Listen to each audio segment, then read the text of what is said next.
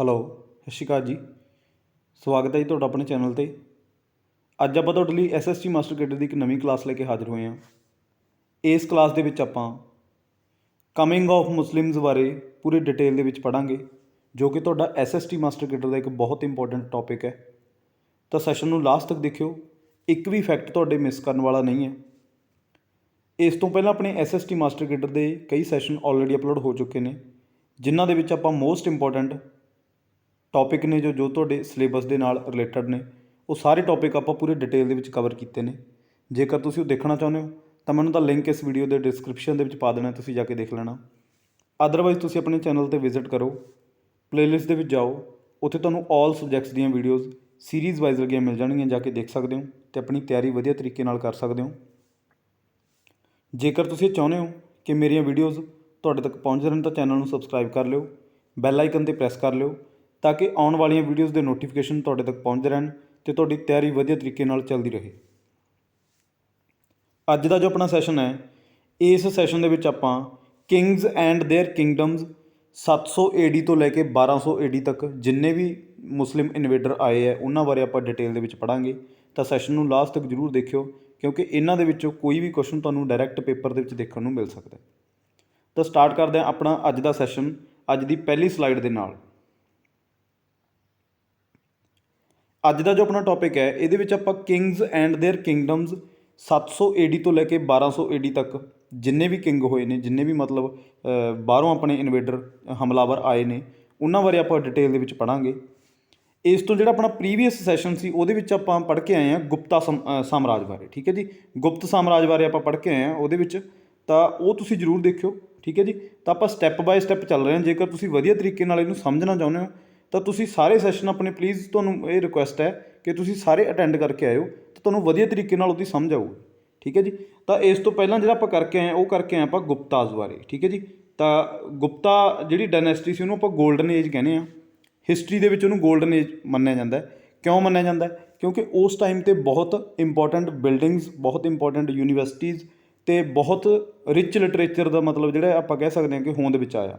ਠੀਕ ਹੈ ਜੀ, ਬਟ ਉਸ ਤੋਂ ਬਾਅਦ ਜਦੋਂ ਉਹਨਾਂ ਦਾ ਡਿਕਲਾਈਨ ਹੋ ਗਿਆ, ਡਿਕਲਾਈਨ ਜਿਹੜਾ ਆਪਣੇ ਇੰਡੀਆ ਦੇ ਵਿੱਚ ਕਿਸੇ ਵੀ ਡਾਇਨੈਸਟੀ ਦਾ ਡਿਕਲਾਈਨ ਹੋਇਆ, ਉਹਦਾ ਜਿਹੜਾ ਮੇਨ ਕਾਰਨ ਆਪਾਂ ਸਮਝ ਸਕਦੇ ਹਾਂ ਉਹ ਇਹ ਹੈ ਕਿ ਆਪਣੇ ਵਿੱਚ ਯੂਨਿਟੀ ਦੀ ਮਤਲਬ ਕਮੀ ਰਹੀ ਹੈ। ਕਿਉਂਕਿ ਲੋਕ ਆਪਣੇ ਇੱਕ ਛੋਟੇ ਛੋਟੇ ਰਾਜ ਨੂੰ ਉਹ ਇੱਕ ਬਹੁਤ ਵੱਡਾ ਦੇਸ਼ ਸਮਝ ਲੈਂਦੇ ਸੀ। ਮੰਨ ਲਓ ਕਿ ਕੋਈ ਦਿੱਲੀ ਦਾ ਰਾਜਾ ਹੈ ਤਾਂ ਦਿੱਲੀ ਨੂੰ ਉਹ ਇੱਕ ਦੇਸ਼ ਸਮਝਦਾ ਸੀ। ਠੀਕ ਹੈ ਜੀ, ਤਾਂ ਉਹ ਆਪਸ ਦੇ ਵਿੱਚ ਹੀ ਮਤਲਬ ਲੜਦੇ ਰਹਿੰਦੇ ਸੀ। ਤਾਂ ਇਹ ਚੀਜ਼ ਦਾ ਫਾਇਦਾ ਜਿਹੜਾ ਉਹ ਉਠਾਇਆ ਮੁਸਲਿਮ ਇਨਵੇਟਰਾਂ ਨੇ ਬਾਹਰੋਂ, ਮਤਲਬ ਜਿੰਨੇ ਵੀ ਹਮਲਾਵਰ ਆਏ।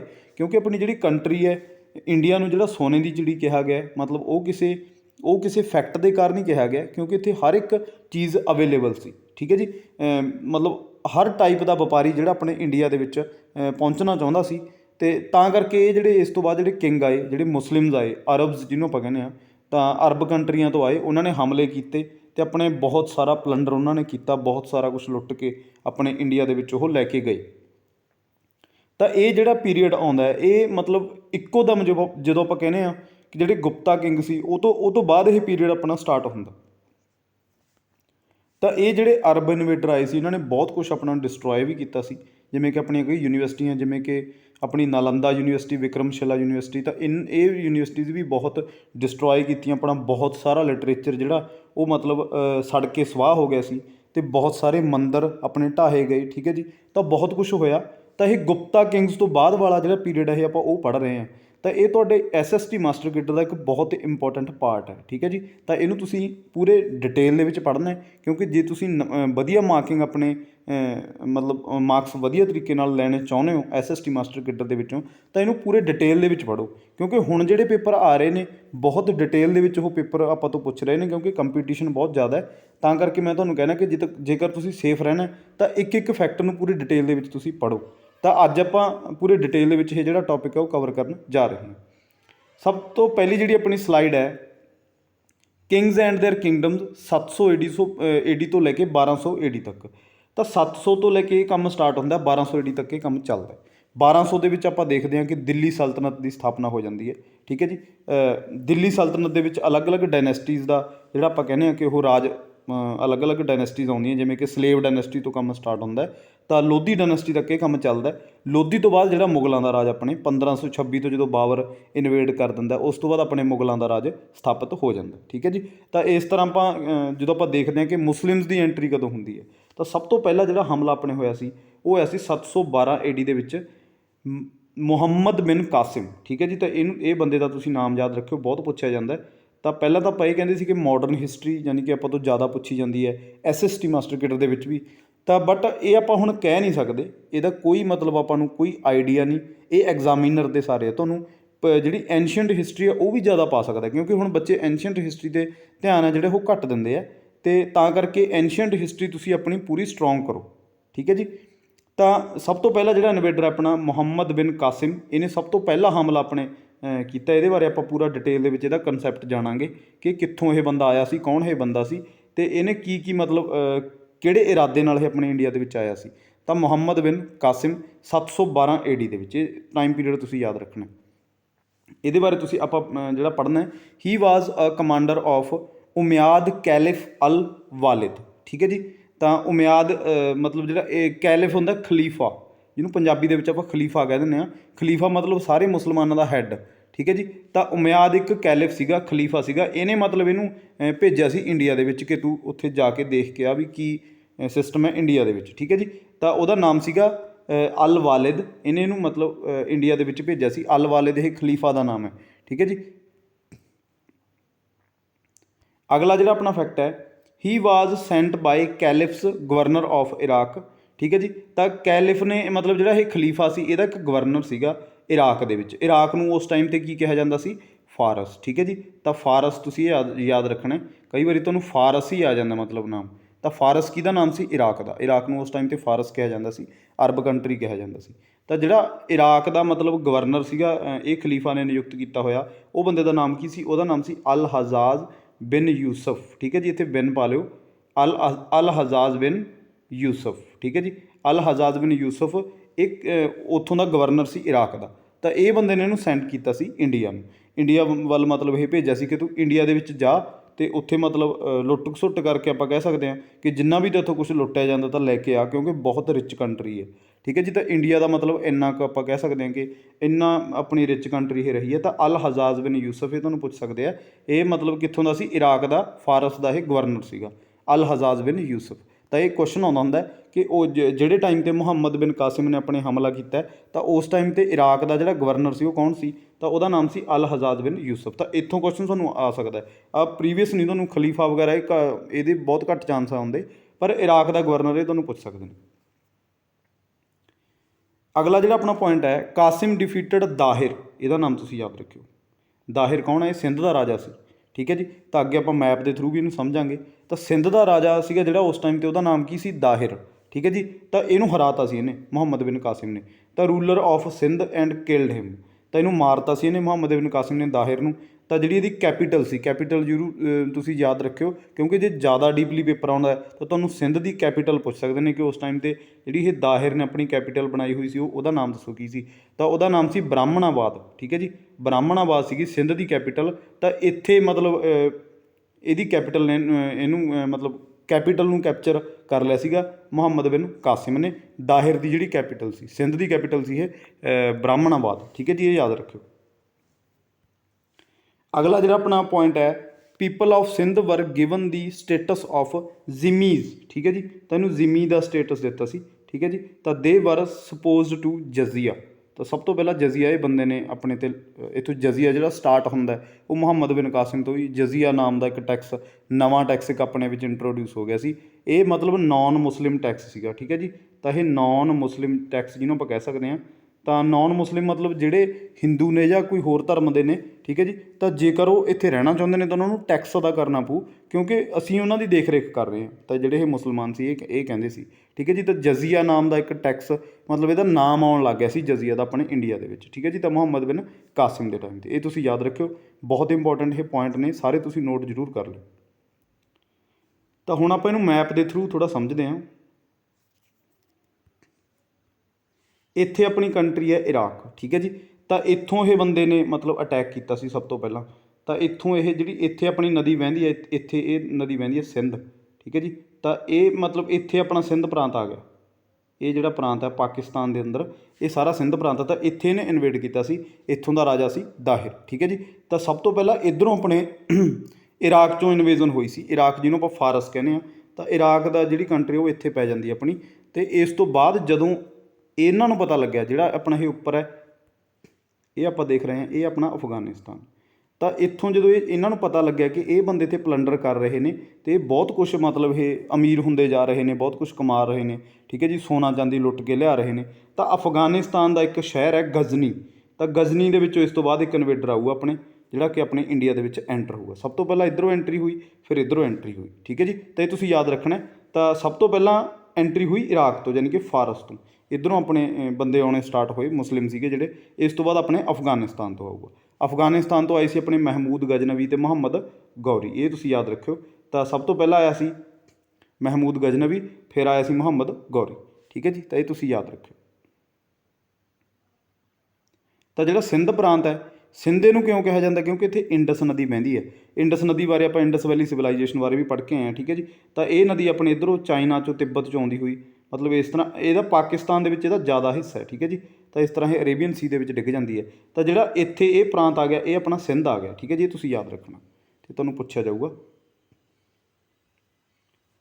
ਅਗਲਾ ਜਿਹੜਾ ਆਪਣਾ ਇਨਵੇਡਰ ਹੈ ਬਹੁਤ ਇੰਪੋਰਟੈਂਟ ਹੈ, ਠੀਕ ਹੈ ਜੀ, ਇਹਦੇ ਬਾਰੇ ਪੁੱਛਿਆ ਜਾਂਦਾ ਹੈ। ਤਾਂ ਇਹਦੇ ਬਾਰੇ ਸਭ ਤੋਂ ਜਿਹੜਾ ਫੇਮਸ ਕੁਐਸਚਨ ਆਉਂਦਾ ਹੁੰਦਾ ਉਹ ਇਹ ਆਉਂਦਾ ਹੁੰਦਾ ਕਿ 17 ਵਾਰ ਹਮਲੇ ਕਿਹਨੇ ਕੀਤੇ ਸੀ ਆਪਣੇ ਇੰਡੀਆ 'ਤੇ? 17 ਵਾਰ ਹਮਲਾ, ਠੀਕ ਹੈ ਜੀ। ਸਭ ਤੋਂ ਪਹਿਲਾਂ ਤਾਂ ਜਿਹੜੇ ਇਹ ਬੰਦੇ ਆਉਂਦੇ ਹੁੰਦੇ ਸੀ, ਇਹਨਾਂ ਦਾ ਮਤਲਬ ਜਿਹੜਾ ਮਾਈਂਡ ਪ੍ਰੋਸੈਸ ਸੀਗਾ, ਜਿਹੜਾ ਇਹਨਾਂ ਦਾ ਮਾਈਂਡ ਬਣਿਆ ਹੋਇਆ ਸੀ, ਉਹ ਇਹ ਸੀ ਕਿ ਅਸੀਂ ਇੱਥੇ ਰਾਜ ਨਹੀਂ ਕਰਨਾ, ਅਸੀਂ ਇੱਥੋਂ ਲੁੱਟ ਖਸੁੱਟ ਕਰਨੀ ਹੈ। ਮਤਲਬ ਜਿੰਨਾ ਲੁੱਟਿਆ ਜਾ ਸਕਦਾ ਇੰਡੀਆ ਨੂੰ ਲੁੱਟ ਲਓ, ਠੀਕ ਹੈ ਜੀ। ਤਾਂ ਮਤਲਬ ਮੇਨ ਇਹਨਾਂ ਦਾ ਜਿਹੜਾ ਮਾਈਂਡ ਸੀਗਾ ਉਹ ਇਹੀ ਸੀ, ਥਾਊਟ ਪ੍ਰੋਸੈਸ ਇਹਨਾਂ ਦਾ ਇਹੀ ਸੀ ਕਿ ਅਸੀਂ ਸਿਰਫ ਲੁੱਟਣਾ, ਇੱਥੇ ਅਸੀਂ ਰਾਜ ਨਹੀਂ ਕਰਨਾ, ਸਿਰਫ ਲੁੱਟਣਾ।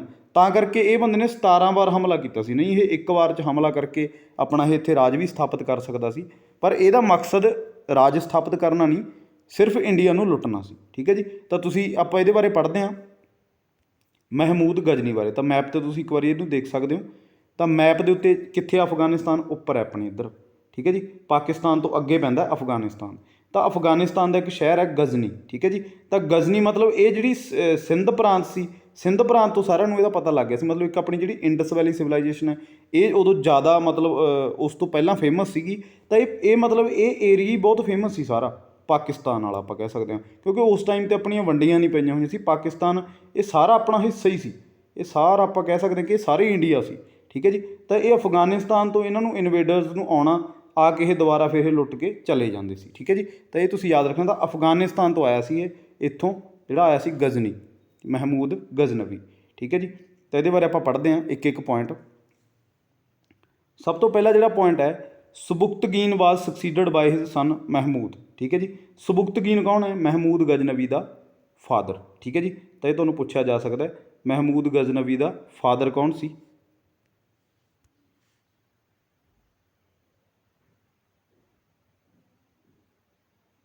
ਮਹਿਮੂਦ ਗਜ਼ਨਵੀ ਦਾ ਜਿਹੜਾ ਫਾਦਰ ਸੀ ਉਹਦਾ ਨਾਮ ਸੀ ਸਬੁਕਤਗੀਨ। ਇਹ ਤੁਹਾਨੂੰ ਪੁੱਛਿਆ ਜਾ ਸਕਦਾ, ਬਹੁਤ ਇੰਪੋਰਟੈਂਟ ਕੁਐਸਚਨ ਹੈ ਇਹ। ਕਈ ਵਾਰ ਇਹ ਪੁੱਛਿਆ ਗਿਆ ਕਿ ਮਹਿਮੂਦ ਗਜ਼ਨਵੀ ਦਾ ਜਿਹੜਾ ਪਿਤਾ ਸੀ ਉਹਦਾ ਨਾਮ ਦੱਸੋ ਕੀ ਸੀ? ਉਹਦਾ ਨਾਮ ਸੀ ਸਬੁਕਤਗੀਨ, ਠੀਕ ਹੈ ਜੀ। ਇਹ ਪਹਿਲਾਂ ਗਜ਼ਨੀ ਦਾ ਇਹ ਸ਼ਾਸਕ ਸੀ। ਉਸ ਤੋਂ ਬਾਅਦ ਇਹਨੇ ਆਪਣੇ ਪਿਤਾ ਨੂੰ ਮਤਲਬ ਇਹਨੇ ਮੌਤ ਦੇ ਘਾਟ ਉਤਾਰਤਾ। ਇਹ ਬੰਦਾ ਸ਼ੁਰੂ ਤੋਂ ਹੀ ਬਹੁਤ ਕਰੂਅਲ ਸੀਗਾ, ਠੀਕ ਹੈ ਜੀ। ਤਾਂ 1000 ਆਪਾਂ ਕਹਿ ਸਕਦੇ ਹਾਂ ਕਿ 1000 ਮਤਲਬ 1000 AD ਦੇ ਵਿੱਚ ਇਹ ਬੰਦਾ ਜਿਹੜਾ ਆਪਣੀ ਗੱਦੀ ਦੇ ਉੱਤੇ ਬਹਿ ਗਿਆ ਸੀ, ਜਿਹੜਾ ਮਹਿਮੂਦ ਗਜ਼ਨਵੀ ਸੀ, ਠੀਕ ਹੈ ਜੀ। ਤਾਂ ਉਸ ਤੋਂ ਆਪਾਂ ਦੇਖਦੇ ਹਾਂ ਉਸ ਤੋਂ ਬਾਅਦ 1001 ਤੋਂ ਲੈ ਕੇ 1025 ਤੱਕ ਇਹ ਬੰਦੇ ਨੇ ਹਮਲੇ ਕੀਤੇ ਆ ਆਪਣੇ ਇੰਡੀਆ ਦੇ ਉੱਤੇ, ਮਤਲਬ ਇਨ ਬਿਟਵੀਨ ਕੀਤੇ ਆ। ਤਾਂ ਕਿੰਨੇ ਕੀਤੇ ਆ? ਟੋਟਲ 17 ਹਮਲੇ ਕੀਤੇ ਆ। ਇਹ ਬਸ ਕੁਐਸਚਨ ਜ਼ਿਆਦਾਤਰ ਇਹਦੇ ਵਿੱਚੋਂ ਇਹੀ ਪੁੱਛਿਆ ਜਾਂਦਾ ਹੁੰਦਾ ਕਿ ਉਹ ਕਿਹੜਾ ਇਨਵੇਡਰ ਸੀ ਜਿਹੜੇ ਇਨਵੇਡਰ ਨੇ ਇੰਡੀਆ 'ਤੇ ਲਗਾਤਾਰ 17 ਹਮਲੇ ਕੀਤੇ? ਤਾਂ ਉਹ ਕੀਤੇ ਮਹਿਮੂਦ ਗਜ਼ਨਵੀ ਨੇ। ਬੱਚੇ ਕਿੱਥੇ ਕਨਫਿਊਜ਼ ਹੁੰਦੇ ਨੇ ਮੁਹੰਮਦ ਗੌਰੀ ਅਤੇ ਮਹਿਮੂਦ ਗਜ਼ਨਵੀ ਦੇ ਵਿੱਚ। ਤਾਂ ਗਜ਼ਨੀ ਦਾ ਸੀਗਾ ਇਹ, ਠੀਕ ਹੈ। ਇਹਦਾ ਨਾਮ ਯਾਦ ਰੱਖਿਓ ਗਜ਼ਨਵੀ, ਠੀਕ ਹੈ ਜੀ। ਤਾਂ ਗਜ਼ਨਵੀ ਨੇ ਕੀਤੇ ਸੀ 17 ਹਮਲੇ। ਤਾਂ ਸਭ ਤੋਂ ਪਹਿਲਾਂ ਜਿਹੜਾ ਇਹਦਾ ਹਮਲਾ ਸੀ 1001 ਹੀ ਡਿਫੀਟਡ ਹਿੰਦੂ ਸ਼ਾਹੀ ਕਿੰਗ ਜੈਪਾਲ, ਠੀਕ ਹੈ ਜੀ। ਤੁਹਾਨੂੰ ਪੁੱਛਿਆ ਜਾ ਸਕਦਾ ਕਿ ਕਿਹੜੇ ਕਿੰਗ ਨੂੰ ਇਹਨੇ ਡਿਫੀਟ ਕੀਤਾ ਸੀ ਸਭ ਤੋਂ ਪਹਿਲਾਂ? ਤਾਂ ਇਹ ਕੀਤਾ ਸੀ ਜੈਪਾਲ ਨੂੰ। ਇਹ ਇੱਕ ਹਿੰਦੂ ਕਿੰਗ ਸੀਗਾ ਇਹ, ਠੀਕ ਹੈ ਜੀ। ਤਾਂ ਇਹ ਪੇਸ਼ਾਵਰ ਮਤਲਬ ਇੱਧਰ ਲੱਗਦੇ ਇਹ ਸਾਰੇ ਕਿੰਗ ਸੀਗੇ, ਮਤਲਬ ਜਿਹੜਾ ਪਾਕਿਸਤਾਨ ਦਾ ਇਲਾਕਾ ਪੇਸ਼ਾਵਰ ਵਗੈਰਾ, ਸਿੰਧ, ਮੁਲਤਾਨ, ਤਾਂ ਇੱਥੋਂ ਦੇ ਇਹ ਸਾਰੇ ਕਿੰਗ ਸੀਗੇ। ਤਾਂ ਹਿੰਦੂ ਸ਼ਾਹੀ ਕਿੰਗ ਸੀ ਇਹ। ਤਾਂ ਇਹ ਤੁਸੀਂ ਯਾਦ ਰੱਖਣਾ ਪੇਸ਼ਾਵਰ ਦਾ। ਅਗਲਾ ਜਿਹੜਾ ਆਪਣਾ ਪੁਆਇੰਟ ਹੈ, ਹਿਜ਼ ਸਕਸੈਸਰ ਆਨੰਦਪਾਲ। ਸਭ ਤੋਂ ਪਹਿਲਾਂ ਜੈਪਾਲ ਸੀਗਾ, ਇਹਨੇ ਡਿਫੀਟ ਕੀਤਾ, ਉਸ ਤੋਂ ਬਾਅਦ ਇਹ ਬਹਿ ਗਿਆ ਇਹਦੀ ਜਗ੍ਹਾ 'ਤੇ ਗੱਦੀ ਦੇ ਉੱਤੇ, ਆਨੰਦਪਾਲ। ਫਾਊਟ ਅਗੇਂਸਟ ਮਹਿਮੂਦ, ਫਿਰ ਇਹਨੇ ਮਤਲਬ ਆਨੰਦਪਾਲ 'ਤੇ ਵੀ ਇਹਨੇ ਹਮਲਾ ਕਰਤਾ ਸੀ। And he was also ਡਿਫੀਟਡ in the battle of Y Hind. ਇਹ ਯਾਦ ਰੱਖੋ, ਇਹ ਪੁੱਛੀ ਜਾਂਦੀ ਨੇ ਬਹੁਤ ਵਾਰ। ਬੈਟਲ ਆਫ ਵਾਈ ਹਿੰਦ ਕਿਹਦੇ ਵਿਚਕਾਰ ਲੜੀ ਗਈ ਸੀ? ਆਨੰਦਪਾਲ ਅਤੇ ਮਹਿਮੂਦ ਗਜ਼ਨਵੀ ਦੇ ਵਿੱਚ। ਤਾਂ ਕਦੋਂ ਹਰਾਇਆ ਸੀ ਇਹਨੂੰ? ਇਹ ਪਿਸ਼ਾਵਰ ਦੇ ਰਾਜੇ ਸੀਗੇ ਦੋਨੇ। ਤਾਂ 1008 ਦੇ ਵਿੱਚ ਇਹਨੂੰ ਹਰਾਤਾ ਸੀਗਾ, ਆਨੰਦਪਾਲ ਨੂੰ ਵੀ ਹਰਾਤਾ ਸੀ ਇਹਨੇ। ਸਭ ਤੋਂ ਪਹਿਲਾਂ ਜੈਪਾਲ ਨੂੰ ਹਰਾਇਆ, ਫਿਰ ਮਤਲਬ ਆਨੰਦਪਾਲ ਨੂੰ ਹਰਾਇਆ। ਇਹ ਹਰਾਏ ਕਿਉਂ ਜਾ ਰਹੇ ਸੀ? ਕਿਉਂਕਿ ਜੇ ਆਪਾਂ ਇੱਥੋਂ ਆਪਾਂ ਮਾਈਂਡ ਆਪਣਾ ਦੇਖੀਏ, ਆਪਾਂ ਸੋਚੀਏ ਇਹ ਗੱਲ ਕਿ ਇਹ ਹਾਰ ਕਿਉਂ ਰਹੇ ਸੀ ਇਹ ਬੰਦੇ? ਕਿਉਂਕਿ ਇਹ ਬੰਦੇ ਤਾਂ ਆਪਣੀ ਸੁਰੱਖਿਆ ਹੀ ਕਰ ਰਹੇ ਸੀ, ਸਿਰਫ ਇਹ ਲੜ ਨਹੀਂ ਰਹੇ ਸੀ। ਜਿਵੇਂ ਹੁਣ ਜੈਪਾਲ 'ਤੇ ਉਹਨੇ ਹਮਲਾ ਕੀਤਾ, ਜੈਪਾਲ ਨੂੰ ਇਹ ਪਤਾ ਨਹੀਂ ਸੀ ਕਿ ਇਹਨੇ ਮੇਰੇ 'ਤੇ ਹਮਲਾ ਕਰਨਾ, ਠੀਕ ਹੈ ਜੀ। ਉਸ ਤੋਂ ਬਾਅਦ ਆਨੰਦਪਾਲ ਨੇ ਆਪਣਾ ਮਤਲਬ ਉਹਨੇ ਸਿਰਫ ਆਪਣੀ ਸੁਰੱਖਿਆ ਲਈ ਫੌਜਾਂ ਲਾਈਆਂ, ਇਹ ਨਹੀਂ ਕਿ ਲੜਨ ਲਈ ਲਾਈਆਂ। ਤਾਂ ਸੁਰੱਖਿਆ ਹੀ ਆਪਣੇ ਵਾਲੇ ਤਾਂ ਸਿਰਫ ਸੁਰੱਖਿਆ ਹੀ ਕਰੀ ਜਾਂਦੇ ਸੀ ਆਪਣੀ, ਵੀ ਸਾਡੀ ਬਸ ਰੱਖਿਆ ਹੋ ਜੇ। ਤਾਂ ਇਹ ਚੀਜ਼ ਦਾ ਉਹ ਫਾਇਦਾ ਉਠਾਉਂਦੇ ਸੀ, ਠੀਕ ਹੈ ਜੀ। ਉਹ ਬੰਦੇ ਮਤਲਬ ਬਿਲਕੁਲ ਤਿਆਰ ਬਰ ਤਿਆਰ ਹੋ ਕੇ ਆਉਂਦੇ ਸੀ ਅਤੇ ਉਹਨਾਂ ਨੂੰ ਆਰਾਮ ਨਾਲ ਉਹ ਹਰਾ ਦਿੰਦੇ ਸੀ। ਤਾਂ 1008 ਦੇ ਵਿੱਚ ਇਹਨੇ ਹਰਾਇਆ ਸੀ ਪਿਸ਼ਾਵਰ ਦੇ ਵਿੱਚ ਆਨੰਦਪਾਲ ਨੂੰ। ਸਭ ਤੋਂ ਪਹਿਲਾਂ ਜੈਪਾਲ, ਫਿਰ ਆਨੰਦਪਾਲ ਨੂੰ। ਇਹ ਯਾਦ ਰੱਖਿਓ, ਬਹੁਤ ਇੰਪੋਰਟੈਂਟ ਫੈਕਟ ਨੇ, ਇਹ ਤੁਹਾਨੂੰ ਕਿਤੇ ਨਹੀਂ ਮਿਲਣੇ, ਠੀਕ ਹੈ ਜੀ। ਆਪਣੇ ਸੈਸ਼ਨ ਦੇ ਵਿੱਚ ਵੀ ਤੁਹਾਨੂੰ ਇਹ ਮਿਲਣਗੇ। ਜਿੰਨਾ ਵੀ ਡੀਪਲੀ ਹੋ ਸਕੇ ਆਪਾਂ ਉਨਾ ਡੀਪਲੀ ਇਹਨਾਂ ਬਾਰੇ ਪੜ੍ਹਾਂਗੇ। ਬੈਟਲ ਆਫ ਵਾਈ ਹਿੰਦ, ਇਹ ਵੀ ਯਾਦ ਰੱਖਿਓ। ਅਗਲਾ ਜਿਹੜਾ ਆਪਣਾ ਪੁਆਇੰਟ ਹੈ, ਹਿਜ਼ ਮੋਸਟ ਇੰਪੋਰਟੈਂਟ ਇਨਵੇਜ਼ਨ ਇਨ 1025। ਸਭ ਤੋਂ ਜਿਹੜੀ ਮੋਸਟ ਇੰਪੋਰਟੈਂਟ ਇਨਵੇਜ਼ਨ ਜਿਹੜੀ ਵਾਰ ਪੁੱਛੀ ਜਾਂਦੀ ਹੈ, ਘੱਟੋ ਘੱਟ 100-150 ਵਾਰ ਇਹ ਪੇਪਰ ਦੇ ਵਿੱਚ, ਜ਼ਿਆਦਾ ਵਾਰ ਬੇਸ਼ੱਕ ਪੁੱਛੀ ਗਈ ਹੋਵੇ, ਤਾਂ 100-150 ਵਾਰ ਇਹ ਆਰਾਮ ਨਾਲ ਹੀ ਪੁੱਛੀ ਗਈ ਹੈ ਕਿ ਜਿਹੜੀ ਸੋਮਨਾਥ ਦਾ ਆਪਣਾ ਟੈਂਪਲ, ਸੋਮਨਾਥ ਦਾ ਮੰਦਿਰ ਹੈ ਜਿਹੜਾ ਆਪਣੇ ਗੁਜਰਾਤ ਦੇ ਵਿੱਚ, ਠੀਕ ਹੈ ਜੀ। ਬਹੁਤ ਮਤਲਬ ਇੱਕ ਇਹਦੇ ਕਹਿੰਦੇ ਆ ਕਿ ਸੋਨੇ ਚਾਂਦੀ ਦੇ ਇਹਦੇ ਗੇਟ ਲੱਗੇ ਹੋਏ ਨੇ, ਠੀਕ ਹੈ ਜੀ। ਬਹੁਤ ਸਾਰਾ ਇੱਥੇ ਮਤਲਬ ਲੋਕ ਆਪਣੀ ਸ਼ਰਧਾ ਦੇ ਨਾਲ ਪੈਸਾ ਟਕਾ ਦਾਨ ਕਰਦੇ ਸੀ, ਹੀਰੇ ਅਸ਼ਰਫੀਆਂ, ਸੋਨਾ ਚਾਂਦੀ। ਤਾਂ ਇਹ ਬੰਦਾ ਇਹਦੇ ਗੇਟ ਵੀ ਮਤਲਬ ਉਤਾਰ ਕੇ ਲੈ ਗਿਆ ਸੀਗਾ ਸੋਮਨਾਥ ਟੈਂਪਲ ਦੀ, ਇੰਨਾ ਕਿ ਇਹਨੇ ਬੁਰੀ ਹਾਲਤ ਕਰੀ ਸੀਗੀ, ਠੀਕ ਹੈ ਜੀ। ਮੰਦਿਰ ਨੂੰ ਇਹਨੇ ਤਹਿਸ ਨਹਿਸ ਕਰਤਾ ਸੀ, ਉੱਥੋਂ ਬਹੁਤ ਕੁਛ ਇਹ ਮਤਲਬ ਪਲੰਡਰ ਕਰਕੇ ਲੁੱਟ ਕੇ ਇਹ ਲੈ ਗਿਆ ਸੀ। 1025 ਦੇ ਵਿੱਚ ਇਹ ਹਮਲਾ ਇਹਦਾ ਬਹੁਤ ਇੰਪੋਰਟੈਂਟ ਹੈ, ਇਹਦੇ ਬਾਰੇ ਵਾਰ ਪੁੱਛਿਆ ਜਾਂਦਾ, ਠੀਕ ਹੈ ਜੀ। ਤਾਂ ਸੋਮਨਾਥ ਟੈਂਪਲ ਨੂੰ ਇਹਨੇ ਤਹਿਸ ਨਹਿਸ ਕਰਤਾ ਸੀ। ਤਾਂ ਇੱਥੋਂ ਆਪਾਂ ਦੇਖ ਸਕਦੇ ਹਾਂ ਕਿ ਜਿੰਨੇ ਵੀ ਆਪਣੇ ਮੰਦਿਰ, ਮਸਜਿਦਾਂ ਜਾਂ ਕੁਛ ਵੀ ਆਪਣੇ ਇੰਡੀਆ ਦੇ ਵਿੱਚ ਜੋ ਵੀ ਬਣਿਆ ਹੋਇਆ ਸੀ ਵਧੀਆ, ਮਤਲਬ ਜਿਹੜੀਆਂ ਬਿਲਡਿੰਗਸ ਬਣੀਆਂ ਹੋਈਆਂ ਸੀ, ਤਾਂ ਜਿਨ੍ਹਾਂ ਦੀ ਮਤਲਬ ਇੱਕ ਬਹੁਤ ਚੜ੍ਹਾਈ ਸੀਗੀ ਉਸ ਟਾਈਮ 'ਤੇ। ਜਿਵੇਂ ਯੂਨੀਵਰਸਿਟੀ ਸੀਗੀਆਂ, ਵਿਕਰਮਸ਼ਿਲਾ, ਨਾਲੰਦਾ ਯੂਨੀਵਰਸਿਟੀ, ਠੀਕ ਹੈ ਜੀ। ਬਹੁਤ ਸਾਰੇ ਮੰਦਿਰ, ਮਤਲਬ ਕਹਿੰਦੇ ਕਹਾਉਂਦੇ ਮੰਦਿਰ, ਜਿਵੇਂ ਕਿ ਉਹਨਾਂ ਦੇ ਵਿੱਚੋਂ ਇਹ ਵੀ ਇੱਕ ਮੰਦਿਰ ਹੈ ਸੋਮਨਾਥ ਟੈਂਪਲ। ਇਹ ਵੀ ਇੱਕ ਬਹੁਤ ਫੇਮਸ ਮੰਦਿਰਾਂ ਦੇ ਵਿੱਚੋਂ ਇੱਕ ਮੰਦਿਰ ਹੈ। ਅੱਜ ਵੀ ਜੇ ਤੁਸੀਂ ਜਾਓਗੇ ਤਾਂ ਇੱਥੇ ਦੇਖੋਗੇ ਕਿ ਮਤਲਬ ਅੱਜ ਵੀ ਬਹੁਤ ਇੱਕ ਇਹ ਰਿਚ ਟੈਂਪਲ ਆਪਾਂ ਕਹਿ ਸਕਦੇ ਹਾਂ। ਬਹੁਤ ਇੱਥੇ ਚੜ੍ਹਾਵਾ ਚੜ੍ਹਦਾ, ਲੋਕਾਂ ਦੀ ਬਹੁਤ ਸ਼ਰਧਾ ਹੈ, ਠੀਕ ਹੈ ਜੀ। ਤਾਂ ਇਹ ਟੈਂਪਲ ਉਸ ਟਾਈਮ 'ਤੇ ਵੀ ਬਹੁਤ ਰਿਚ ਸੀਗਾ, ਠੀਕ ਹੈ ਜੀ। ਬਹੁਤ ਮਤਲਬ ਇੱਥੇ ਜਿਹੜੇ ਸੋਨੇ ਚਾਂਦੀ ਦੇ ਗੇਟ ਲੱਗੇ ਹੋਏ ਸੀ, ਤਾਂ ਉਹ ਗੇਟ ਵੀ ਇਹ ਉਤਾਰ ਕੇ ਲੈ ਗਿਆ ਸੀ, ਠੀਕ ਹੈ ਜੀ। ਤਾਂ ਇਹਨੇ ਸਭ ਕੁਛ ਮਤਲਬ ਇਹਨੇ ਲੁੱਟਿਆ ਸੀ, ਬਹੁਤ ਜ਼ਿਆਦਾ ਪਲੰਡਰ ਕੀਤਾ ਇਹਨੇ। ਤਾਂ ਇਹ ਸਿਰਫ ਰੇਡ ਕਰਦਾ ਸੀ, ਰੇਡ ਮਾਰਦਾ ਸੀ ਅਤੇ ਲੁੱਟ ਕੇ ਇਹ ਵਾਪਸ ਚੱਲ ਜਾਂਦਾ ਸੀ, ਠੀਕ ਹੈ ਜੀ। ਤਾਂ ਹਿਜ਼ ਲਾਸਟ ਕੰਪੇਨ, ਇਸ ਤੋਂ ਬਾਅਦ 1025 ਤੋਂ ਬਾਅਦ ਇਹ ਆਇਆ ਸੀ, ਦੁਬਾਰਾ ਫੇਰ ਆਇਆ ਸੀ 1027 ਦੇ ਵਿੱਚ ਫੇਰ ਆਇਆ ਸੀ ਇਹ, ਠੀਕ ਹੈ ਜੀ। 1025 ਤੋਂ ਬਾਅਦ ਮਤਲਬ ਲੁੱਟ ਖਸੁੱਟ ਕਰਕੇ 1027 ਦੇ ਵਿੱਚ ਇਹਨੇ ਆ ਕੇ ਕਿੱਥੇ ਮਤਲਬ ਪੰਗਾ ਲਿਆ ਸੀ? ਤਾਂ 1027 ਦੇ ਵਿੱਚ ਇਹਨੇ ਪੰਗਾ ਲਿਆ ਸੀ ਆ ਕੇ ਪੰਜਾਬ ਅਤੇ ਹਰਿਆਣਾ ਦੇ ਜਾਟ ਕਮਿਊਨਿਟੀ ਦੇ ਨਾਲ। ਜਾਟ ਕਮਿਊਨਿਟੀ ਨੇ ਫਿਰ ਇਹਨੂੰ ਬਹੁਤ ਬੁਰੇ ਤਰੀਕੇ ਨਾਲ ਹਰਾਇਆ ਸੀ ਅਤੇ ਉਸ ਤੋਂ ਬਾਅਦ ਇਹਦੀ ਡੈਥ ਹੋ ਗਈ ਸੀ, ਠੀਕ ਹੈ ਜੀ। ਤਾਂ ਇਹ ਤੁਸੀਂ ਯਾਦ ਰੱਖਣਾ। ਤਾਂ 1008 ਦਾ ਹਮਲਾ, 1001 ਦੇ ਵਿੱਚ ਜੈਪਾਲ, 1008 ਫਿਰ ਮਤਲਬ ਇਨ ਬਿਟਵੀਨ ਜਿਹੜੇ ਹਮਲੇ ਇਹਦੇ ਉਹ ਜ਼ਿਆਦਾ ਇੰਪੋਰਟੈਂਟ ਨਹੀਂ ਹੈਗੇ, ਨਹੀਂ ਆਪਾਂ ਉਹਨਾਂ ਬਾਰੇ ਪੜ੍ਹ ਲੈਂਦੇ। ਤਾਂ 1025 ਦਾ ਤੁਸੀਂ ਜ਼ਰੂਰ ਯਾਦ ਰੱਖਿਓ, ਠੀਕ ਹੈ ਜੀ, ਬਹੁਤ ਪੁੱਛਿਆ ਜਾਂਦਾ। ਅਗਲਾ ਜਿਹੜਾ ਆਪਣਾ ਪੁਆਇੰਟ ਹੈ, ਹੀ ਆਲਸੋ ਪੈਟਰੋਨਾਈਜ਼ਡ ਆਰਟ ਐਂਡ ਲਿਟਰੇਚਰ। ਤਾਂ ਇਹਦੇ ਬਾਰੇ ਮਤਲਬ ਆਪਾਂ ਨੂੰ ਇਹ ਤਾਂ ਹੈ ਨਹੀਂ ਕਿ ਹਿਸਟਰੀ ਕੋਈ ਆਪਾਂ ਜੇ ਕਿਸੇ ਨੇ ਲਿਖਤਾ ਤਾਂ ਉਹ ਆਪਾਂ ਪੜ੍ਹ ਰਹੇ ਹਾਂ। ਤਾਂ ਇਹਨਾਂ ਦੇ ਪੁਖਤਾ ਇੱਕ ਮਤਲਬ ਜਿਹੜੇ ਆਪਾਂ ਪ੍ਰੂਫ ਕਹਿ ਸਕਦੇ ਹਾਂ ਕਿ ਮਿਲਦੇ ਹੈ। ਤਾਂ ਲਿਟਰੇਚਰ, ਆਰਟ ਐਂਡ ਲਿਟਰੇਚਰ ਵੀ ਉਸ ਟਾਈਮ ਦਾ ਮਿਲਦਾ ਹੈ। ਉੱਥੋਂ ਪਤਾ ਲੱਗਦਾ ਕਿ ਇਹਨੇ ਸੋਮਨਾਥ ਮੰਦਿਰ ਨੂੰ ਪਲੰਡਰ ਕੀਤਾ ਸੀ, ਲੁੱਟਿਆ ਸੀ ਮਤਲਬ ਮਹਿਮੂਦ ਗਜ਼ਨਵੀ ਨੇ। ਤਾਂ ਉਹ ਆਪਾਂ ਦੇਖਦੇ ਹਾਂ ਕਿ ਕਿਹੜਾ ਲਿਟਰੇਚਰ ਹੈ। ਸਭ ਤੋਂ ਪਹਿਲਾਂ ਜਿਹੜਾ ਪੋਇਟ ਸੀਗਾ ਇਹਦਾ ਕੋਰਟ ਪੋਇਟ ਸੀਗਾ ਫਿਰਦੌਸੀ, ਠੀਕ ਹੈ ਜੀ। ਫਿਰਦੌਸੀ ਤਾਂ ਇਹ ਕੋਰਟ ਪੋਇਟ ਸੀ ਮਹਿਮੂਦ ਦਾ। ਤਾਂ ਇਹਦੀ ਜਿਹੜੀ ਰਚਨਾ ਉਹਦਾ ਨਾਮ ਹੈ ਸ਼ਾਹਨਾਮਾ। ਸ਼ਾਹਨਾਮਾ ਦੇ ਵਿੱਚ ਇਹਦੇ ਬਾਰੇ ਲਿਖਿਆ ਹੋਇਆ, ਠੀਕ ਹੈ ਜੀ, ਮਹਿਮੂਦ ਗਜ਼ਨਵੀ ਬਾਰੇ। ਤਾਂ ਅਲ ਬੈਰੂਨੀ ਦਾ ਵੀ ਇੱਕ ਰਚਨਾ ਮਿਲਦੀ ਹੈ ਤਹਿਕੀਕ-ਏ-ਹਿੰਦ। ਤਹਿਕੀਕ-ਏ-ਹਿੰਦ ਦੇ ਵਿੱਚ ਇਹ ਤੁਸੀਂ ਰਚਨਾਵਾਂ ਦਾ ਵੀ ਨਾਮ ਯਾਦ ਰੱਖ ਲਿਓ, ਵੀ ਬਹੁਤ ਪੁੱਛੀਆਂ ਜਾਂਦੀਆਂ। ਸ਼ਾਹਨਾਮਾ ਕਿਹਦੀ ਲਿਖੀ ਹੋਈ ਹੈ? ਫਿਰਦੌਸੀ ਦੀ। ਅਤੇ ਤਹਿਕੀਕ-ਏ-ਹਿੰਦ ਲਿਖੀ ਹੋਈ ਹੈ ਅਲਬਰੂਨੀ ਦੀ। ਤਾਂ ਇਹ ਦੋ ਰਚਨਾਵਾਂ ਤੋਂ ਮਤਲਬ ਇਹਨਾਂ ਦਾ ਇੱਕ ਸਬੂਤ ਮਿਲਦਾ ਆਪਾਂ ਨੂੰ ਕਿ ਇਹ ਗੱਲਾਂ ਵੀ ਹੋਈਆਂ ਨੇ। ਮਤਲਬ ਮਹਿਮੂਦ ਗਜ਼ਨਵੀ ਕੋਈ ਬੰਦਾ ਹੈਗਾ ਸੀ ਜਿਹਨੇ ਆਪਣੇ ਇੰਡੀਆ 'ਤੇ 17 ਵਾਰ ਹਮਲਾ ਕੀਤਾ। ਠੀਕ ਹੈ ਜੀ, ਤਾਂ ਇੱਥੋਂ ਪਤਾ ਲੱਗਦਾ ਹੈ। ਅਗਲਾ ਜਿਹੜਾ ਆਪਣਾ ਫੈਕਟ ਹੈ, his conquest of Punjab and Multan completely changed in political situation in India. ਜਦੋਂ ਇਹ ਬੰਦੇ ਨੇ ਹਮਲਾ ਕੀਤਾ, ਮਤਲਬ ਇਹ ਤਾਂ ਹੈ ਨਹੀਂ ਕਿ ਹੁਣ ਇਹਨੇ ਹਮਲਾ ਕੀਤਾ ਕਿ ਉਹ ਕੋਈ ਛੋਟੀ ਮੋਟੀ ਗੱਲ ਸੀ, ਇਹ ਬਹੁਤ ਵੱਡੀਆਂ ਗੱਲਾਂ ਸੀ। ਮਤਲਬ ਇਹ ਗੱਲਾਂ ਪੂਰੇ ਮੁਲਕ ਦੇ ਵਿੱਚ ਇਹ ਫੈਲ ਗਈਆਂ ਗੱਲਾਂ, ਅਲੱਗ-ਅਲੱਗ ਦੇਸ਼ਾਂ ਨੂੰ ਇਹਨਾਂ ਬਾਰੇ ਪਤਾ ਲੱਗ ਗਿਆ। ਮਤਲਬ ਜਿਹੜੇ ਹੋਰ ਅਰੇਬੀਅਨ ਬੈਠੇ ਸੀ ਹਮਲਾ ਕਰਨ ਦੀ ਸੋਚ ਰਹੇ ਸੀ ਇੰਡੀਆ 'ਤੇ, ਤਾਂ ਉਹਨਾਂ ਲਈ ਵੀ ਇਹ ਰਾਹ ਖੁੱਲ੍ਹ ਗਏ। ਉਹਨਾਂ ਨੂੰ ਮਤਲਬ ਕੋਈ ਡਰ ਨਹੀਂ ਰਿਹਾ। ਮਤਲਬ ਉਹਨਾਂ ਨੂੰ ਪਤਾ ਚੱਲ ਗਿਆ ਕਿ ਮਤਲਬ ਇੱਥੋਂ ਦੇ ਜਿਹੜੇ ਸਕਸੈਸਰ ਨੇ ਉਹ ਜ਼ਿਆਦਾ, ਆਪਾਂ ਕਹਿ ਸਕਦੇ ਹਾਂ ਕਿ ਵੀ ਉਹਨਾਂ ਨੂੰ ਆਪਾਂ ਈਜ਼ੀਲੀ ਡਿਫੀਟ ਕਰ ਸਕਦੇ ਹਾਂ। ਠੀਕ ਹੈ ਜੀ, ਤਾਂ ਇੱਥੋਂ ਇਹਨਾਂ ਦਾ ਮਾਈਂਡ ਪ੍ਰੋਸੈਸ ਇਹ ਆਪਣਾ ਨਹੀਂ ਸੀ, ਇਹਨਾਂ ਦਾ ਮਾਈਂਡ ਪ੍ਰੋਸੈਸ ਇਹ ਸੀ ਕਿ ਇਹਨਾਂ ਨੂੰ ਆਪਾਂ ਈਜ਼ੀਲੀ ਡਿਫੀਟ ਕਰ ਸਕਦੇ ਹਾਂ। ਤਾਂ ਜਦੋਂ ਇਹਨੇ ਪੰਜਾਬ ਅਤੇ ਮੁਲਤਾਨ ਮਤਲਬ ਕੰਪਲੀਟਲੀ ਇਹਨੇ ਚੇਂਜ ਕਰਤੀ ਸੀਗੀ ਆਪਣੀ ਪੋਲੀਟੀਕਲ ਸਿਚੁਏਸ਼ਨ, ਤਾਂ he paved the way of the Turk and Afghan for further conquests. ਤਾਂ ਇਹਨੇ ਮਤਲਬ ਰਾਹ ਖੋਲ੍ਹਤਾ ਸੀ, ਆਪਾਂ ਕਹਿ ਸਕਦੇ ਹਾਂ।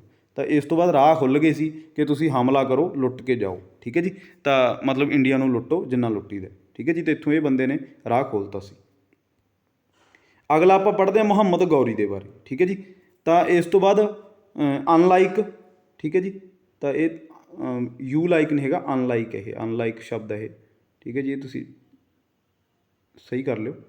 ਤਾਂ unlike Mahmud of Ghazni, he wanted to conquer India and extended the empire in the direction. ਇਸ ਤੋਂ ਬਾਅਦ ਇਹਨਾਂ ਦੇ ਮਾਈਂਡ ਦੇ ਵਿੱਚ ਐम्पायर ਮਤਲਬ ਆਪਣਾ ਇਸਟੈਬਲਿਸ਼ ਕਰਨ ਦੇ ਥਾਊਟ ਵੀ ਆਉਣ ਲੱਗ ਗਏ। ਕਿਉਂਕਿ ਜੇ ਆਪਾਂ ਇਹ ਮਤਲਬ ਜਦੋਂ ਇਹਨਾਂ ਦੇ ਮਾਈਂਡ ਦੇ ਵਿੱਚ ਇਹ ਆਇਆ ਕਿ ਆਪਾਂ ਫਿਰ ਪਲੰਡਰ ਕਰਕੇ ਜਾਣਾ ਹੀ ਕਿਉਂ ਹੈ, ਆਪਾਂ ਆਪਦਾ ਇੱਥੇ ਰਾਜ ਭਾਗ ਆਪਾਂ ਇੱਥੇ ਹੀ ਇਸਟੈਬਲਿਸ਼ ਕਰੋ। ਤਾਂ ਇਹਦੇ ਇਹ ਮਾਈਂਡ 'ਚ ਆਇਆ ਮੁਹੰਮਦ ਗੌਰੀ ਦੇ ਸਭ ਤੋਂ ਪਹਿਲਾਂ। ਠੀਕ ਹੈ ਜੀ, ਇਹਨੇ ਮਤਲਬ ਅਗਲਾ ਜਿਹੜਾ ਪੁਆਇੰਟ ਹੈ, ਇਨ 1175 ਦੇ ਵਿੱਚ ਮੁਹੰਮਦ ਗੌਰੀ ਕੈਪਚਰਡ ਮੁਲਤਾਨ।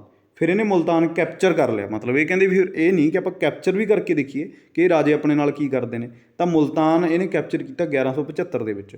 ਇਸ ਤੋਂ ਬਾਅਦ ਜਿਹੜੀਆਂ ਇਹਦੀਆਂ ਦੋ ਬੈਟਲ ਹੋਈਆਂ ਉਹ ਬਹੁਤ ਇੰਪੋਰਟੈਂਟ ਨੇ। ਮਤਲਬ ਬਹੁਤ ਵਾਰ ਉਹ ਅਣਗਿਣਤ ਵਾਰ ਆਪਾਂ ਕਹਿ ਸਕਦੇ ਹਾਂ ਕਿ ਇਹ ਪੇਪਰਾਂ ਦੇ ਵਿੱਚ ਪੁੱਛੀਆਂ ਗਈਆਂ ਨੇ। ਠੀਕ ਹੈ ਜੀ, ਬੈਟਲ ਆਫ ਤਰਾਇਨ। ਠੀਕ ਹੈ ਜੀ, ਦੋ ਬੈਟਲ ਹੋਈਆਂ ਨੇ ਲਗਾਤਾਰ।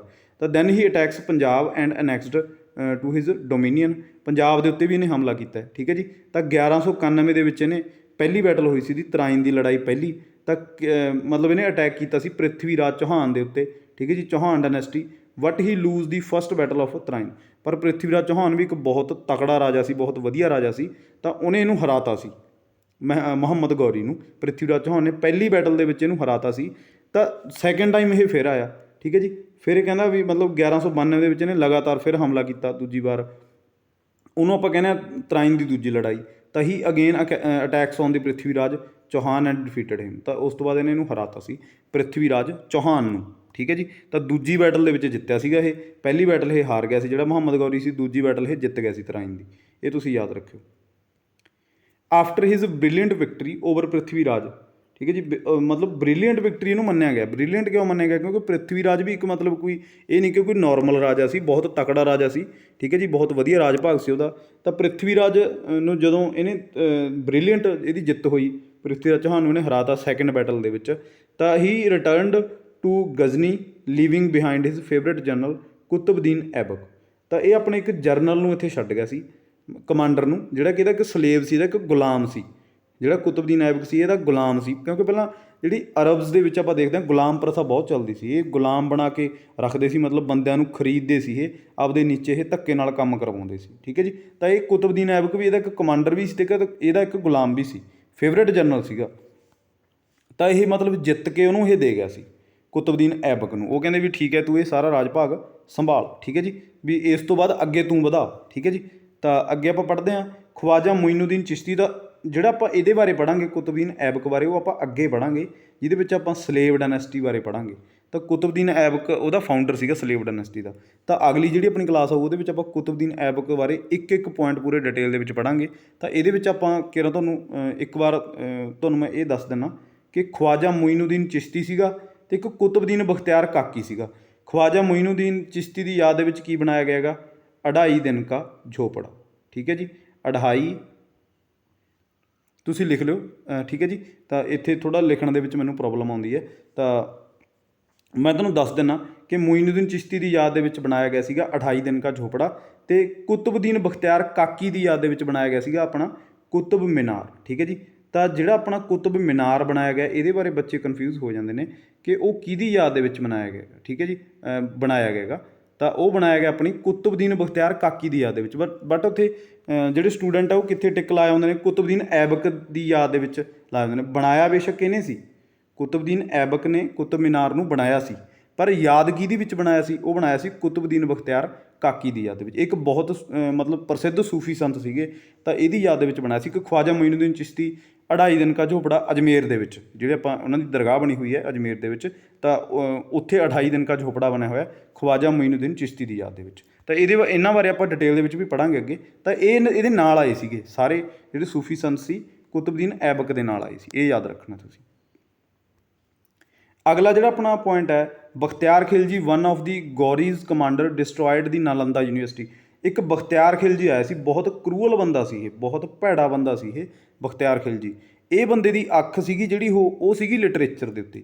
ਇਹ ਕਹਿੰਦਾ ਵੀ ਜਿਹੜਾ ਇਹਨਾਂ ਦਾ ਲਿਟਰੇਚਰ ਹੈ ਉਹ ਮੈਂ ਤਹਿਸ ਨਹਿਸ ਕਰਨਾ, ਮੈਂ ਸਾਰਾ ਅੱਗ ਲਾਉਣੀ ਉਹਨੂੰ, ਠੀਕ ਹੈ ਜੀ, ਡਿਸਟਰੋਏ ਕਰਨਾ, ਖ਼ਤਮ ਕਰਨਾ, ਕਿ ਇਹ ਬੰਦੇ ਆਪਦੇ ਲਿਟਰੇਚਰ ਹੀ ਭੁੱਲ ਜਾਣ। ਮਤਲਬ ਇੱਥੋਂ ਤੱਕ ਇਹਨਾਂ ਦੀ ਜਿਹੜਾ ਮਾਈਂਡ ਇਹਨਾਂ ਦਾ ਚੱਲ ਰਿਹਾ ਸੀ ਕਿ ਆਪਦਾ ਲਿਟਰੇਚਰ ਹੀ ਇਹ ਖ਼ਤਮ ਕਰਦਾ ਇਹਨਾਂ ਦਾ। ਤਾਂ Nalanda university and Vikramshila university ਹੈ, ਜਿਹੜੀਆਂ ਬਿਹਾਰ ਦੇ ਵਿੱਚ ਨੇ, ਠੀਕ ਹੈ ਜੀ, ਬੰਗਾਲ ਬਿਹਾਰ ਦੇ ਵਿੱਚ ਜਿੰਨੇ ਵੀ ਐਜੂਕੇਸ਼ਨਲ ਸੈਂਟਰ ਸੀਗੇ, ਤਾਂ ਇਹ ਸਾਰੇ ਇਹ ਬੰਦੇ ਨੇ ਖ਼ਤਮ ਕਰਤੇ, ਬਖਤਿਆਰ ਖਿਲਜੀ ਨੇ ਅੱਗ ਲਾਤੀ ਸੀ ਇਹਨੇ।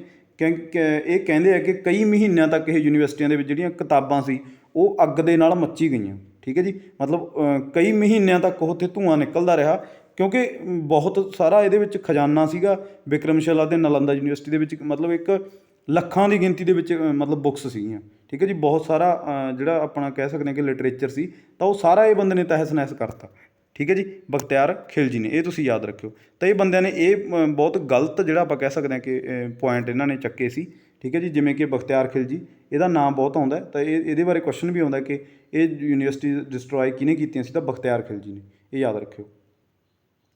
ਅਗਲਾ ਜਿਹੜਾ ਆਪਣਾ ਪੁਆਇੰਟ ਹੈ, ਗੌਰੀ ਡਾਈਡ ਇਨ 1206। 1206 ਦੇ ਵਿੱਚ ਮੁਹੰਮਦ ਗੌਰੀ ਦੀ ਮੌਤ ਹੋ ਗਈ ਸੀ, ਤਾਂ ਕੁਤਬਦੀਨ ਐਬਕ ਨੂੰ ਆਪਣੇ ਪਿੱਛੇ ਛੱਡ ਗਿਆ ਸੀ, ਠੀਕ ਹੈ ਜੀ। ਤਾਂ ਦਿੱਲੀ ਦੇ ਵਿੱਚ ਆ ਕੇ ਉਹਨੇ ਡੇਰੇ ਲਾ ਲਏ ਸੀ, ਜਿਹੜਾ ਕੁਤਬਦੀਨ ਐਬਕ ਸੀ, ਠੀਕ ਹੈ ਜੀ। ਤਾਂ ਦਿੱਲੀ ਦੇ ਵਿੱਚ ਹੀ ਜਿਹੜਾ ਕੁਤਬਦੀਨ ਬਖਤਿਆਰ ਕਾਕੀ ਹੈ ਉਹਦੇ ਨਾਲ ਰਿਹਾ ਸੀ ਉਹ, ਤਾਂ ਉਹਦੀ ਯਾਦ ਦੇ ਵਿੱਚ ਤਾਂ ਹੀ ਉਹਨੇ ਕੁਤਬ ਮੀਨਾਰ ਬਣਾਇਆ ਸੀ। ਤਾਂ ਜਿਹੜਾ ਉਹਦੇ ਨਾਲ ਇੱਕ ਹੋਰ ਸੂਫੀ ਸੰਤ ਆਇਆ ਸੀ ਮੋਇਨੂਦੀਨ ਚਿਸ਼ਤੀ, ਜਿਹਦੇ ਬਾਰੇ ਆਪਾਂ ਪ੍ਰੀਵੀਅਸ ਆਪਾਂ ਪੜ੍ਹ ਕੇ ਆਏ ਹਾਂ। ਇਹ ਦੋ ਸੂਫੀ ਸੰਤ ਕੁਤਬਦੀਨ ਐਬਕ ਦੇ ਨਾਲ ਆਏ ਸੀ, ਤਾਂ ਬਖਤਿਆਰ ਕਾਕੀ ਦਾ ਇਹਦੇ ਨਾਲ ਹੀ ਰਹਿ ਗਿਆ ਸੀ, ਮਤਲਬ ਜਿਹਦੀ ਯਾਦ ਦੇ ਵਿੱਚ ਨੇ ਕੁਤਬ ਮੀਨਾਰ ਬਣਾਇਆ। ਅਤੇ ਮੋਇਨੂਦੀਨ ਚਿਸ਼ਤੀ ਚੱਲ ਗਿਆ ਸੀਗਾ ਅਜਮੇਰ ਦੇ ਵਿੱਚ, ਉੱਥੇ 28 ਦਿਨ ਕਾ ਝੋਪੜਾ ਬਣਿਆ ਹੋਇਆ ਇਹਦੀ ਯਾਦ ਦੇ ਵਿੱਚ, ਇਹ ਯਾਦ ਰੱਖਿਓ ਤੁਸੀਂ। ਤਾਂ ਐਂਡ ਦੇ ਉੱਤੇ ਆਪਾਂ ਜਿਹੜਾ ਪੜ੍ਹਦੇ ਹਾਂ, cause for the failure of Hindu kingdoms. ਤਾਂ ਫੇਲੀਅਰ ਜਿਹੜੇ ਆਪਣੇ ਰਾਜੇ ਫੇਲ ਕਿਉਂ ਹੋ ਰਹੇ ਸੀ, ਇਹਨਾਂ ਬਾਰੇ ਆਪਾਂ ਪੜ੍ਹਦੇ ਹਾਂ।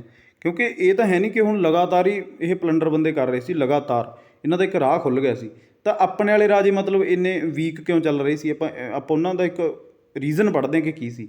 ਤਾਂ ਸਭ ਤੋਂ ਪਹਿਲਾਂ ਤਾਂ ਦੇ ਲੈਗਡ ਯੂਨਿਟੀ ਵਰ ਡਿਵਾਈਡਡ ਬਾਈ ਫੈਕਸ਼ਨਸ, ਠੀਕ ਹੈ ਜੀ। ਸਭ ਤੋਂ ਪਹਿਲਾਂ ਤਾਂ ਆਪਾਂ ਕਹਿ ਸਕਦੇ ਹਾਂ ਏਕਤਾ ਨਹੀਂ ਸੀ, ਯੂਨਿਟੀ ਨਹੀਂ ਸੀ, ਠੀਕ ਹੈ ਜੀ। ਇਹ ਨਹੀਂ ਕਿ ਆਪਣੇ ਰਾਜੇ ਕੋਈ ਮਾੜੇ ਸੀ ਜਾਂ ਕੋਈ ਲੜਨ ਦੇ ਵਿੱਚ ਕੋਈ ਐਵੇਂ ਸੀ, ਤਾਂ ਬਹੁਤ ਵਧੀਆ ਮਤਲਬ ਇੱਕ ਰਾਜ ਭਾਗ ਹੁੰਦਾ ਸੀ ਰਾਜਿਆਂ ਦਾ, ਅਤੇ ਫੌਜਦਾਰੀ ਪ੍ਰਬੰਧ ਬਹੁਤ ਤਕੜੇ ਹੁੰਦੇ ਸੀ।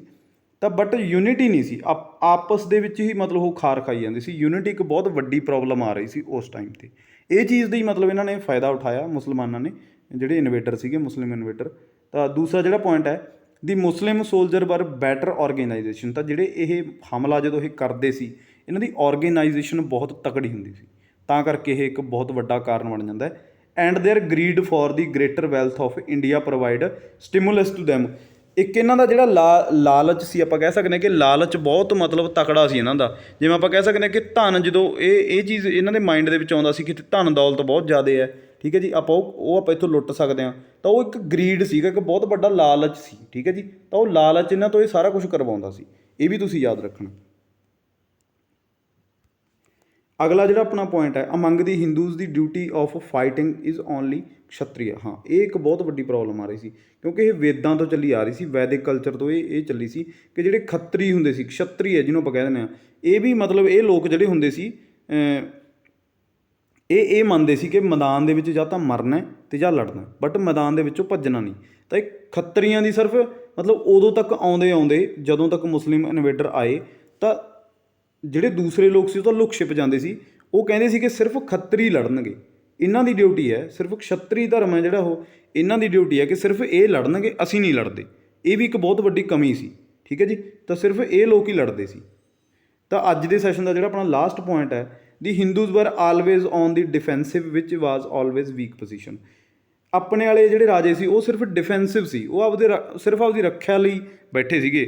ਮਤਲਬ ਉਹਨਾਂ ਦਾ ਜਿਹੜਾ ਮਾਈਂਡ ਪ੍ਰੋਸੈਸ ਸੀ, ਉਹਨਾਂ ਦੇ ਵਿੱਚ ਮਾਈਂਡ ਦੇ ਵਿੱਚ ਇਹ ਨਹੀਂ ਸੀ ਕਿ ਅਸੀਂ ਇਹਨਾਂ ਨਾਲ ਲੜਨਾ। ਉਹਨਾਂ ਦੇ ਮਾਈਂਡ ਦੇ ਵਿੱਚ ਸਿਰਫ ਇਹ ਗੱਲ ਸੀ ਕਿ ਅਸੀਂ ਇਹਨਾਂ ਤੋਂ ਆਪਦੀ ਰੱਖਿਆ ਕਰਨੀ ਹੈ, ਠੀਕ ਹੈ ਜੀ। ਤਾਂ ਇਹ ਇੱਕ ਵੀਕ ਪੋਜੀਸ਼ਨ ਹੁੰਦੀ ਹੈ ਜਦੋਂ ਆਪਾਂ ਸਿਰਫ ਆਪਦੀ ਰੱਖਿਆ ਦੇ ਲਈ ਖੜ੍ਹੇ ਹੁੰਦੇ ਹਾਂ, ਆਪਾਂ ਲੜਨਾ ਨਹੀਂ, ਮਤਲਬ ਆਪਾਂ ਹਥਿਆਰ ਨਹੀਂ ਚਲਾਉਣੇ, ਆਪਾਂ ਸਿਰਫ ਆਪਣੀ ਰੱਖਿਆ ਕਰਨੀ ਹੈ। ਤਾਂ ਉਹ ਤਾਂ ਇੱਕ ਵੀਕ ਪੋਜੀਸ਼ਨ ਹੋ ਗਈ, ਠੀਕ ਹੈ ਜੀ। ਤਾਂ ਇਹ ਪੋਜੀਸ਼ਨ ਕਰਕੇ ਆਪਣੇ ਰਾਜੇ ਜਿਹੜੇ ਉਹ ਲੈਕ ਕਰ ਰਹੇ ਸੀ, ਅਤੇ ਇਹੀ ਚੀਜ਼ ਦਾ ਫਾਇਦਾ ਇਹ ਮੁਸਲਿਮ ਇਨਵੇਡਰ ਉਠਾ ਰਹੇ ਸੀ। ਤਾਂ ਇਹ ਜਿਹੜੇ ਸਾਰੇ ਪੁਆਇੰਟ ਆਪਣੇ ਬਣਦੇ ਆ, ਇਹ ਆਪਣੇ ਕਮਿੰਗ ਆਫ ਮੁਸਲਿਮਸ ਹੈ, ਠੀਕ ਹੈ ਜੀ। ਤਾਂ ਹੁਣ ਆਪਾਂ 1200 ਤੱਕ ਆਪਾਂ ਪਹੁੰਚ ਗਏ, ਠੀਕ ਹੈ ਜੀ। 1200 ਤੱਕ ਜਿਹੜੇ ਹਮਲੇ ਹੋਏ, ਤਾਂ 1200 ਤੋਂ ਹੁਣ ਆਪਾਂ ਚੱਲਾਂਗੇ ਅੱਗੇ, ਜਿਹਦੇ ਵਿੱਚ ਆਪਣੀ ਸਲੇਵ ਡਾਇਨੈਸਟੀ ਤੋਂ ਆਪਾਂ ਸਟਾਰਟ ਕਰਾਂਗੇ, ਅਤੇ ਹੌਲੀ ਹੌਲੀ ਆਪਾਂ ਅੱਗੇ ਵਧਾਂਗੇ ਅਤੇ ਮਾਡਰਨ ਹਿਸਟਰੀ ਤੱਕ ਆਪਾਂ ਪਹੁੰਚਾਂਗੇ, ਠੀਕ ਹੈ ਜੀ। ਤਾਂ ਇਹ ਤੁਸੀਂ ਆਪਣੇ ਲਗਾਉਂਦੇ ਰਹੋ ਸੈਸ਼ਨ, ਬੈਕ ਟੂ ਬੈਕ ਤੁਹਾਡੇ ਤੱਕ ਪਹੁੰਚਦੇ ਰਹਿਣਗੇ। ਹੁਣ ਆਪਣਾ ਇੱਕ ਸੈਸ਼ਨ ਆਇਆ ਕਰੂ ਮੰਡੇ ਨੂੰ, ਠੀਕ ਹੈ ਜੀ, ਦੁਪਹਿਰੇ 2 ਵਜੇ, ਅਤੇ ਬਾਕੀ ਜਿਹੜਾ ਬੁੱਧਵਾਰ ਅਤੇ ਸ਼ੁੱਕਰਵਾਰ ਨੂੰ ਆਇਆ ਕਰਨਗੇ, ਉਹ ਆਇਆ ਕਰਨਗੇ ਆਪਣੇ ਲੂਸੈਂਟ ਜੀਕੇ ਦੇ। ਉਹ ਵੀ ਤੁਹਾਡੇ ਲਈ ਬਹੁਤ ਜ਼ਰੂਰੀ ਹੈ, ਠੀਕ ਹੈ ਜੀ। ਉਹਦੇ ਵਿੱਚ ਵੀ ਆਪਾਂ ਹਿਸਟਰੀ, ਪੋਲਿਟੀ, ਜੋਗਰਾਫੀ, ਆਲ ਸਬਜੈਕਟਸ ਦੇ ਜਿਹੜੇ ਲੂਸੈਂਟ ਜੀਕੇ ਦੇ ਨਾਲ ਸੰਬੰਧਿਤ ਕੁਐਸਚਨ ਨੇ ਉਹ ਅਟੈਂਪਟ ਕਰਦੇ ਹਾਂ। ਤਾਂ ਅੱਜ ਦਾ ਜਿਹੜਾ ਆਪਣਾ ਸੈਸ਼ਨ ਹੈ, ਇਹਦਾ ਆਪਾਂ ਇੱਥੇ ਹੀ ਐਂਡ ਕਰਦੇ ਹਾਂ। ਜੇਕਰ ਵੀਡੀਓ ਚੰਗੀਆਂ ਲੱਗਦੀਆਂ ਉਹਨੂੰ ਲਾਈਕ ਕਰ ਦਿਆ ਕਰੋ, ਅੱਗੇ ਸ਼ੇਅਰ ਕਰ ਦਿਆ ਕਰੋ, ਤਾਂ ਕਿ ਕਿਸੇ ਹੋਰ ਦਾ ਵੀ ਫਾਇਦਾ ਹੋ ਸਕੇ, ਠੀਕ ਹੈ ਜੀ। ਤਾਂ ਆਪਣੀਆਂ ਵੀਡੀਓਜ਼ ਬੈਕ ਟੂ ਬੈਕ ਆਉਂਦੀਆਂ ਰਹਿਣਗੀਆਂ। ਤਾਂ ਅੱਜ ਦੀ ਵੀਡੀਓ ਦੇਖਣ ਦੇ ਲਈ ਬਹੁਤ ਬਹੁਤ ਧੰਨਵਾਦ।